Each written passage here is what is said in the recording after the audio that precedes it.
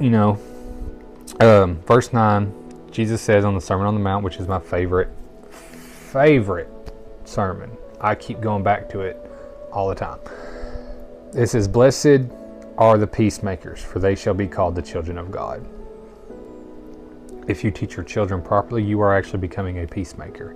You are showing them that grace, mercy, and love is the way that you need to be, rather than be of the world, which is vengeful and hardened-hearted. I don't think that sounded right. Having a hardened heart.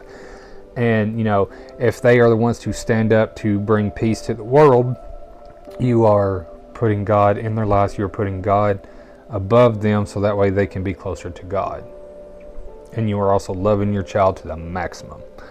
So like I said, chapter 5, verse 9, "Blessed are the peacemakers, for they shall be called the children of God." Teach your children to be the peacemakers, not the instigators, not the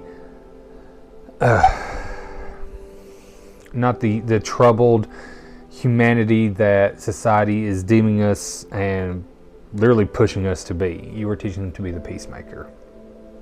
And it's like when you go further to verse 13 in chapter 5, it says, "Ye are the salt of the earth, but if the salt have lost their savor, wherewith shall it be salted? It is thenceforth good for nothing but to be cast out and to be trodden under foot of men." Then you go to verse 14, it says, "Ye are the light of the world. A city that is set on a hill cannot be hid." Going on to 15, "Neither do men light a candle and put it under a bushel, but on a candlestick, and it giveth light unto all that are in the house." Proceed on to 16, "Let your light so shine before men, that they may see your good works and glorify your Father which is in heaven."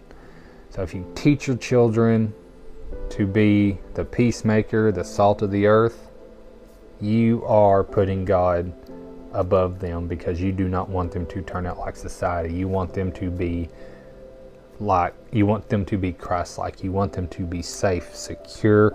You want them to realize where we've come from and what we have to be. The Bible is literally a moral code of how we should be on this earth. So, like I said, I know somebody out there is possibly, like I did, possibly struggling with, how can I put God above my children when I love my children so much that I just don't know of any other type of love? This is how. You are doing it just by putting God's word into their life. That is you putting God above your children, and it's not sacrificing your children, it's making them